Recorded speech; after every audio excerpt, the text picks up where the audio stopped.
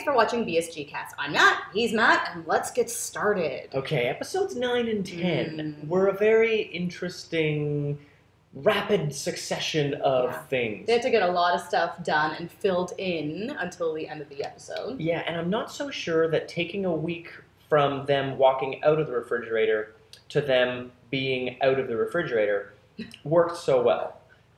That point where Coker pulls the gun, points it at Becca, and says, "Oh, your girlfriend just managed to not get shot by blah, blah, blah. What was that all about?" It felt like the pacing was all off on that. But I feel like when we watch it on DVD, that'll flow just fine. Absolutely. But taking a week off there was a bad time to break that off. I'm not so sure, as much as people say, "Oh, don't worry, when we were making Blood and Chrome, we specifically designed it to be a series of 10-minute episodes." No, you didn't. Look, what? That just happened. No. That just happened. Nobody puts a commercial break there. That was not an act break. That was walking from one place to another. I'm sorry. I call bullshit. I call bullshit on that. Fair enough. Absolutely fair. But it's interesting that it takes Coker going batshit for us to actually get some answers in this episode. Like, why the F that engineer dragged them to this icy planet. Turns out she has a virus. She's holding a virus in those little dog tags that she wants to upload into the Cylon system. Yes, to put it through a transmission array, which is an interesting idea. It feels... random. It's just so random, in my opinion. It feels very turnabout. Like, this is what the Cylons did to the Colonials back at the beginning of the genocide. They managed to knock out all the communications that the colonies had, and then attack. And so as soon as she was saying that, I was like, oh, maybe that's where the Cylons get the idea. I thought that was really cool. Giving them a taste of their own medicine. Yeah, in that point when I was not distracted by how terrible the green screen was here as well. It's really in this...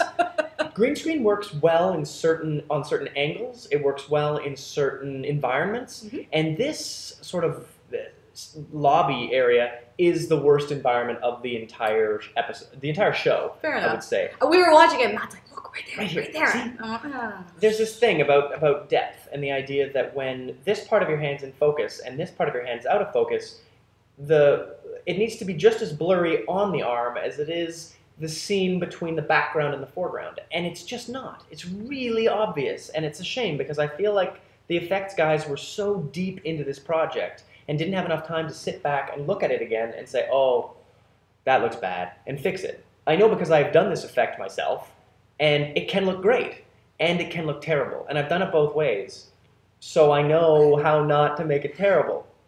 I'm sorry. Fair enough. You know what? That is all. That's all very fair. UCG guys, shame on you. Slap on the wrist. Exactly. Just because it was a web series. Shame.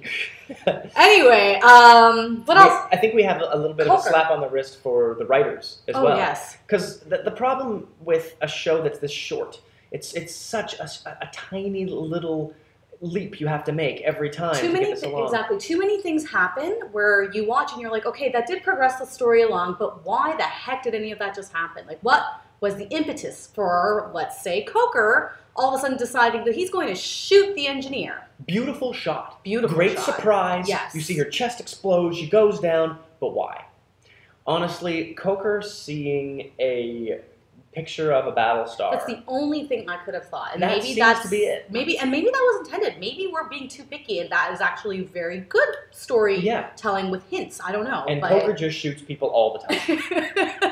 I don't know. I mean, he does. He's already on edge at this point. Come on. Clearly.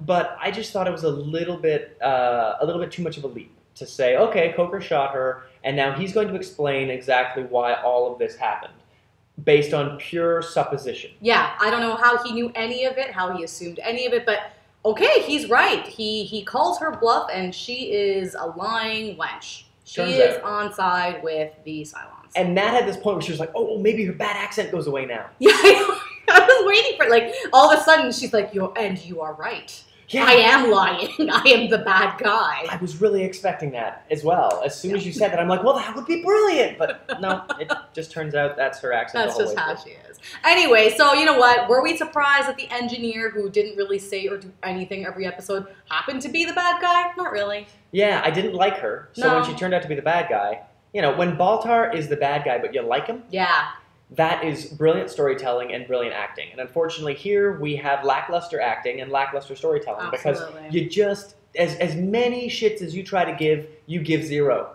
Especially when she's at the end and she dies. Sorry, spoiler if you haven't seen it, but obviously you've seen it if you're watching this. Yeah, so she's dead. At the hand.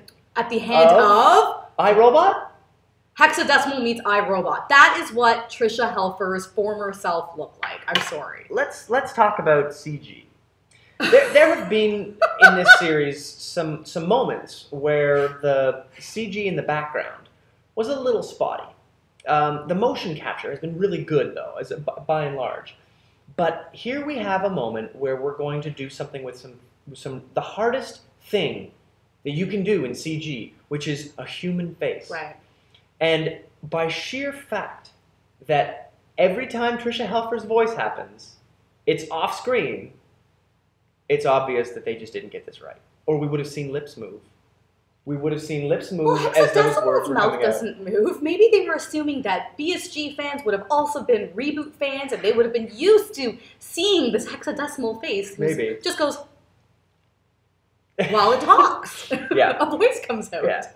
I really feel like she should have had a grill right here so a noise could come out of her and you wouldn't have to think that there were lips there. I can see that we're trying to get this progression to the skin job thing and the idea Which was cool. I loved seeing the human arm. Mm-hmm. That was a neat transition, cool. actually. Yeah. But as soon as it got to here-ish, it lost me. Hearing her voice was very cool. Yes. Obviously, I'm Good going to say cameo. that was for the fans, but that was badass. Yeah. And of course, the fact that she kills scientists the way that she kills babies, very nice. I enjoyed that. There were some nice across the entire series. I should say pilot, but web series. There have been some great homage moments to Battlestar Galactica, right up to the very end of this, where Coker dies and then isn't dead, and they sort of give you that moment where you think something special happened, and they take it away. So it was a little cheap there, but it's nice that Coker's not dead. But in that moment where he's getting it, where Adama's getting in his Viper and he's taking off down the tunnel, and you get that moment, it is so designed to make us think, oh yeah, Battlestar Galactica's back, baby, BSG is back, and you hear the driving guitar. And the music, it was so BSG. But I have the same problem with this pilot as I had with the Caprica pilot. Now what? At the end of the Battlestar Galactica pilot, you may remember, Edward J. Olmos is staring out into the crew of everyone saying, we are now going to find the 13th colony and we are going to evade the Cylons, so say we all. That's what the story is going to be. At the end of Caprica, it was, I'm a girl in a robot body. Now what? Who cares? And at the end of this, it's, hey, I'm in my jet plane. Follow the adventures of Husker. Yeah, it's like it's going to be an episode of Power Rangers every time. Like, there's no story arc here. There's no bigger thing set up that we're going to try to do. We're going to try to win a war. Oh, well, we already know that. Well, maybe that is the effect of storytellers writing a story knowing that there is nothing next. This was originally conceived as a pilot, in the same way that Caprica was conceived as a pilot. Meaning, if it does its job, the audience wants more.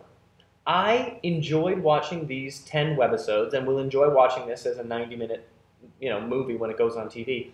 But I do not feel compelled to see the story that happens next. I'd love to see more shooting and war and all that stuff, but the story. So you're saying they should have tried harder in making it some sort of cliffhanger ending that really makes the fans want to get up behind it and say, demand more. There's a fine line between a cliffhanger and setup.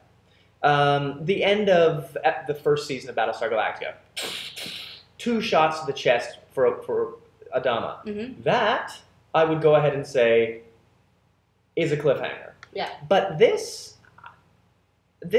didn't even give us setup. We know exactly what happens next. The war. That's it. Pretty much. I just don't really dig the fact that we don't have anything, no trajectory. We know that, 40 years from now, the war starts back up again with a horribly, unfair surprise attack. But that's it. That's all we know. Interesting. And I just am not compelled to see what happens next. Huh. Okay. That's That's fair. That's absolutely fair. I mean, yeah, I can't disagree with you. It doesn't really set it up for anything other than, like I said, the adventures of Husker. So that's unfortunate. But I will say the last couple of episodes, it was nostalgia. It made everything feel so good. And personally, I would love to see what happens between this point and the reimagined series that we end up seeing.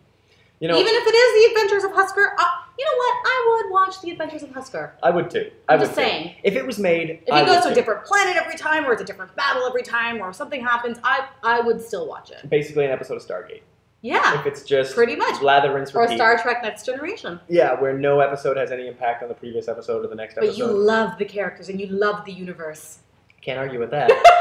So that's kind of it for Battlestar Galactica, guys.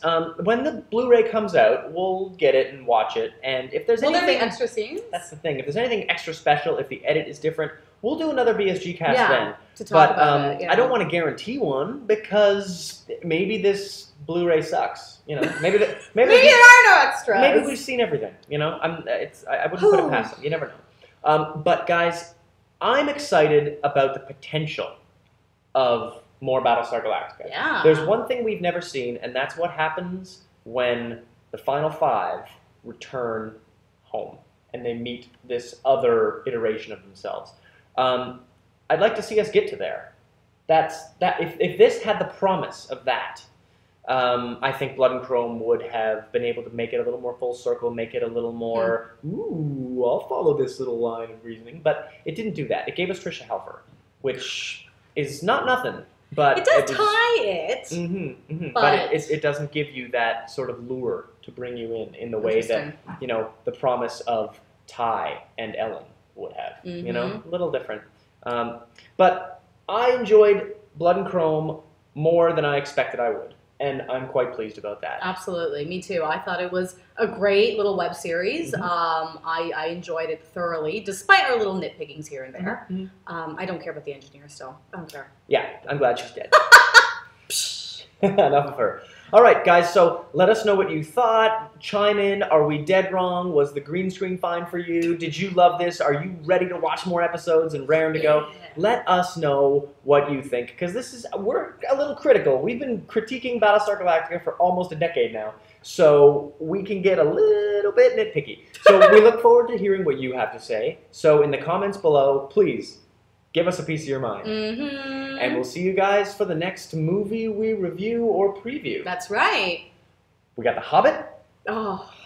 We've got Les Miserables, which I'm excited about. It's geeky for me because I was 9 when I saw the very, very first piece of musical theater in my life. Fair.